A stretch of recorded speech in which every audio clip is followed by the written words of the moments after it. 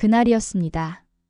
첩첩산 중 깊숙한 곳, 그 조용하던 산골 마을에 한 대의 트럭이 들어왔던 것은 말입니다. 트럭에서 내린 건 73된 노인 한 분이었습니다. 키는 그리 크지 않았지만 허리는 꼿꼿하고 눈빛만은 예사롭지 않아 보였습니다. 최노인이라고 자신을 소개했던 그 할아버지는 마을 어귀에 있던 낡은 집 한 채를 말끔히 현금으로 사버렸습니다. 아이고 이상하네. 이런 산골에 왜 혼자 들어오실까? 부녀회장 김 여사가 빨래를 널면서 중얼거렸습니다. 옆집 할머니도 고개를 끄덕이며 맞장구를 쳤습니다. 그러게 말이야. 자식들도 없나 봐. 도시에서 왔다는데 하필 이런 데로. 마을 사람들의 수근거림은 날이 갈수록 커져만 갔습니다. 그도 그럴 것이 요즘 같은 세상에 젊은 사람들도 도시로 떠나가는 마당에 이른이 넘은 노인이 혼자서 이런 오지로 들어온다는 것은 분명 뭔가 사연이 있어 보였으니까요. 최 할아버지는 그런 시선들을 아는지 모르는지 묵묵히 자신의 일만 하며 지냈습니다. 아침이면 일찍 일어나 마당을 쓸고 낡은 집을 조금씩 고치기 시작했습니다. 하지만 그 모습 어딘가에는 말할 수 없는 무거움이 있었습니다. 마치 무언가를 감추고 있는 듯한 그런 분위기 말입니다. 할아버지 혼자 계신가 봅시다. 그런데 왜 하필 우리 마을에? 젊은 이장 박 씨가 고개를 갸웃거렸습니다. 41살의 그는 마을에서 나고 자란 토박이었는데 새로 온 할아버지가 자꾸 신경 쓰였습니다. 특히나 할아버지가 자신을 바라보는 눈빛이 어딘지 묘했거든요. 마치 어디선가 본 듯한 그런 표정으로 말입니다. 최 할아버지의 첫날 밤 마을은 온통 그 이야기로 떠들썩했습니다. 고집불통에다 뭔가 비밀이 있어 보이는 노인의 등장. 과연 이 할아버지는 무슨 사연을 가지고 이 산골까지 온 걸까요? 며칠이 지나자 최 할아버지는 집 뒤편 작은 밭을 일구기 시작했습니다. 소일거리나 삼아야지 하면서 말입니다. 하지만 도시에서만 살던 할아버지에게 농사란 쉬운 일이 아니었습니다. 첫날부터 웃지 못할 일들이 벌어졌습니다. 상추 모종을 심는데 뿌리가 위로 가게끔 거꾸로 심어놓은 겁니다. 그것도 한두 개가 아니라 밭 전체를 말입니다. 아이고 저것 좀 보소. 지나가던 할머니들이 혀를 끌끌 찼습니다. 하지만 당사자인 최 할아버지는 당당했습니다. 이렇게 하는 거 아니야? 도시에서는 이렇게 했는데? 결국 이튿날 참다 못한 이장 박 씨가 나섰습니다. 할아버지, 농사 이렇게 하면 안 됩니다. 박 이장은 쪼그려 앉아 모종들을 하나하나 다시 심기 시작했습니다. 최 할아버지는 처음엔 내가 할 수 있다며 고집을 부렸지만 젊은 이장의 손놀림을 보니 자신이 얼마나 서툰지 알 수 있었습니다. 아이고 이장님 덕에 살겠네. 하지만 이것도 잠깐, 며칠 뒤엔 또 다른 사건이 벌어졌습니다. 물을 주는 것을 깜빡 잊어버린 겁니다. 그것도 사흘 동안이나 말입니다. 한여름 볕에 모종들이 바짝바짝 말라 죽어가고 있었습니다. 할아버지, 농사는 정성이 제일입니다. 매일 봐줘야 해요. 박 이장이 다시 나섰습니다. 물뿌리개를 들고 와서 하나하나 물을 주며 말했습니다. 젊은 것이 뭘 안다고 잔소리야. 최 할아버지가 투덜거렸지만 속으로는 고마워하고 있었습니다. 그런데 이상한 건 박 이장의 얼굴을 볼 때마다 묘한 기분이 든다는 것이었습니다. 어디선가 본 듯한, 아니 정확히 말하면 누군가를 닮은 듯한 그런 느낌 말입니다. 이장님은 부모님이 누구시더라? 어느 날 최 할아버지가 불쑥 물었습니다. 저희 부모님은 일찍 돌아가셨습니다. 마을 어르신들이 키워주셨죠. 박 이장의 대답은 짧았습니다. 더 이상 말하고 싶어 하지 않는 것 같았습니다. 최 할아버지도 그 이상 묻지 않았지만 그 순간 가슴 한편이 뜨끔했습니다. 이렇게 티격태격하면서도 두 사람 사이에는 조금씩 정이 쌓여갔습니다. 박 이장은 매일같이 와서 농사일을 도와주었고 최 할아버지는 귀찮게 한다면서도 속으로는 기다리고 있었습니다. 하지만 둘 다 모르고 있었습니다. 운명의 실이 이미 그들을 엮고 있다는 것을 말입니다. 그런 평화로운 일상이 깨진 것은 최 할아버지가 마을에 온 지 2달쯤 되었을 때였습니다. 어느 날 오후 깔끔한 승용차 한 대가 마을 어귀에 멈춰 섰습니다. 차에서 내린 것은 50대 중반쯤 돼 보이는 여성이었습니다. 도시 출신임을 한눈에 알 수 있는 단정한 옷차림에 말씨도 점잖았습니다. 그 여성은 곧장 최 할아버지 집으로 향했습니다. 아버지.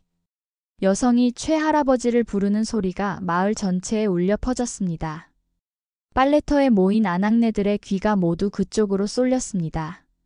아버지, 이제 그만 집으로 가셔야죠. 혼자 이런 산골에서 뭘 하신다고. 여성의 목소리는 간절했습니다. 하지만 최 할아버지의 대답은 딱 잘라 말하는 것이었습니다. 돌아가지 않겠다. 나는 여기서 살겠어. 아버지, 말씀 좀 들어보세요. 도시에 집도 있고 제가 모시고 있잖아요. 하지만 최 할아버지는 고개를 돌려버렸습니다. 여성은 한참을 설득해봤지만 소용없었습니다. 결국 며칠 더 생각해보세요 라는 말만 남기고 돌아갔습니다. 마을은 또다시 떠들썩해졌습니다. 딸이 있었구먼. 그런데 왜 혼자 여기 왔을까? 효자 딸 둔 걸 보니 복 많은 할아버지네. 그런데 참 이상해. 딸이 저렇게 모셔가려는데 왜 안 가지? 부녀회장 김 여사의 의심은 남달랐습니다. 뭔가 이상해. 저 여자 표정을 봤나?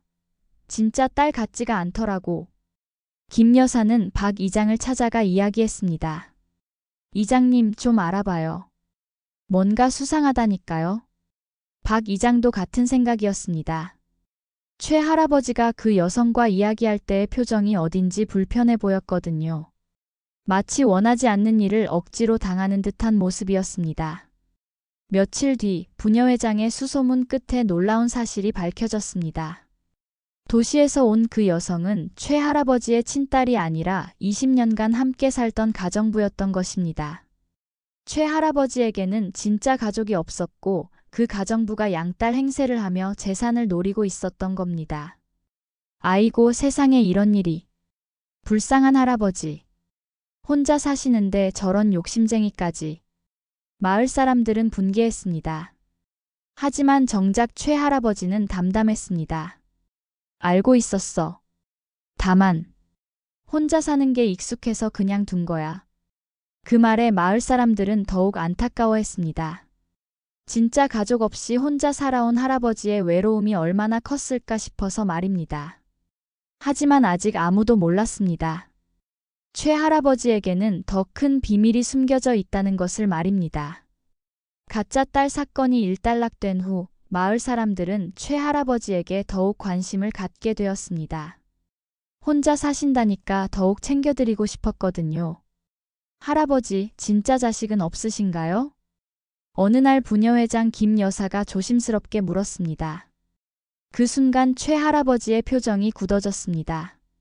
그런 얘기는 하고 싶지 않소. 할아버지는 고개를 돌리며 말을 얼버무렸습니다.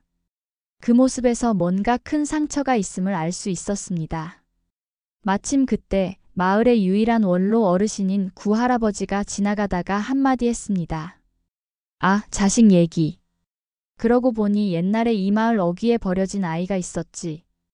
구 할아버지는 올해 82, 마을의 산증인이라 할 수 있는 분이었습니다. 언제 얘기인데요? 박 이장이 관심을 보였습니다.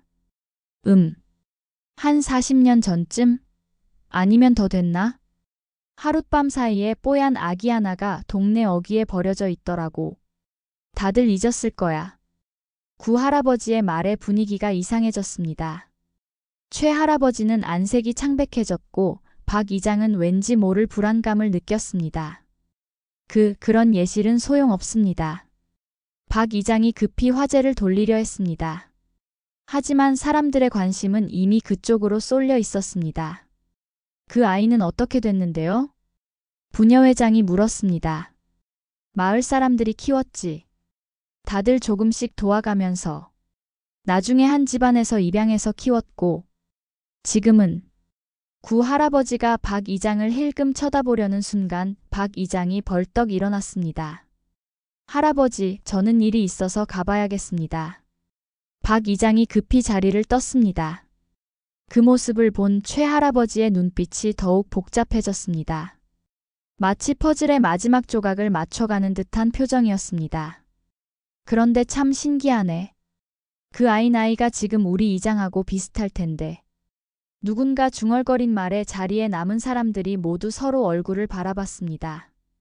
같은 생각이 머릿속을 스쳐 지나간 것 같았거든요. 최 할아버지는 그날 밤 내내 잠을 이루지 못했습니다. 40년 전 그날의 기억이 생생히 되살아났습니다. 젊은 나이에 감당할 수 없었던 현실, 그리고 결국 내린 잘못된 선택. 그 모든 것이 이제야 돌고 돌아 자신 앞에 나타난 것만 같았습니다. 다음 날 아침 부녀회장 김 여사는 구 할아버지를 찾아갔습니다. 어젯밤부터 계속 마음에 걸린 일이 있었거든요. 할아버지, 어제 말씀하신 그 버려진 아이 얘기 좀 더 자세히 해주세요. 왜? 갑자기 그 옛날 일이 궁금한가? 네, 뭔가 이상해서요. 우연의 일치치고는. 구 할아버지는 담배 한 모금을 깊이 들이마시고 천천히 말하기 시작했습니다. 그때가 정확히 40년 전이었어. 봄날이었는데 아침에 일찍 나왔다가 마을 입구 느티나무 아래에서 발견했지. 갓난 아기가 보따리에 쌓여 있더라고. 그때 아기 나이는 얼마나? 한 돌 정도? 막 걷기 시작할 나이였어. 울음소리가 하도 커서 마을 사람들이 다 나왔었지. 김 여사는 가슴이 두근거렸습니다. 계산해보니 그 아이가 지금 41살 정도가 될 텐데 박 이장과 나이가 정확히 일치했거든요. 그 아이를 키운 집안은 어디인가요? 박 씨 집안이야. 우리 이장 양부모가 그때 그 아이를 데려다가 키웠지. 하지만 박 씨 부부는 몇 해 전에 돌아가시고. 그 말에 김 여사는 확신했습니다. 박 이장이 바로 그 버려진 아이라는 것을 말입니다. 할아버지, 그런데 박 이장은 이 사실을 알고 있나요? 모르지. 양부모님이 살아계실 때 비밀로 했으니까. 진짜 아들처럼 키우셨거든. 김 여사는 급히 집으로 돌아가 이 사실을 정리해봤습니다. 최 할아버지가 마을에 온 것, 박 이장을 볼 때마다 묘한 표정을 짓는 것, 자식 얘기를 할 때 불편해하는 것, 모든 것이 하나로 연결되고 있었습니다. 설마 최 할아버지가 박 이장이. 그날 오후 김 여사는 마을의 몇몇 어른들과 함께 조용히 모였습니다. 모두들 같은 추측을 하고 있었거든요. 이장님은 아직 모르시는 것 같은데. 그럼 최 할아버지는 알고 계신 걸까? 분명히 알고 계시지. 그래서 여기 온 거야. 그런데 왜 말씀을 안 하실까? 어른들의 추리는 계속됐습니다. 하지만 정작 당사자인 박 이장은 이 모든 것을 전혀 모르고 있었습니다. 아니, 알고 싶어 하지 않았던 것인지도 모릅니다. 자신의 출생에 대한 진실을 마주하는 것이 두려웠을 수도 있으니까요. 마을은 점점 긴장감에 휩싸였습니다. 진실이 밝혀지는 것은 시간 문제인 것 같았거든요. 과연 최 할아버지는 정말 박 이장의 친아버지일까요? 그리고 이 사실이 밝혀지면 두 사람은 어떻게 될까요? 운명의 날은 생각보다 빨리 찾아왔습니다. 마을 회관에서 원래 회의가 있던 날 모든 진실이 수면 위로 떠올랐거든요. 회의 중에 구 할아버지가 무심코 한마디 했습니다. 그런데 박 이장, 자네 정말 그때 그 아이 맞는 것 같구먼. 나이도 딱 맞고. 그 순간 회관 안이 쥐 죽은 듯 조용해졌습니다. 박 이장의 얼굴이 하얗게 질렸고 최 할아버지는 바들바들 떨기 시작했습니다. 무슨 말씀이신가요? 박 이장이 떨리는 목소리로 물었습니다. 자네가 모르고 있었구나. 자네는 40년 전 마을 어귀에서 발견된 아이야. 양부모님이 비밀로 하셨으니 모를 만도 하지. 그때 최 할아버지가 벌떡 일어났습니다. 더 이상 숨길 수 없다는 듯이 말입니다. 그만. 할아버지의 목소리가 떨렸습니다. 마을 사람들이 모두 그를 바라봤습니다. 내가 그 아이를 버린 놈이오. 회관 안에 충격의 파도가 휩쓸고 지나갔습니다. 박 이장은 마치 벼락을 맞은 듯 그 자리에 굳어섰습니다.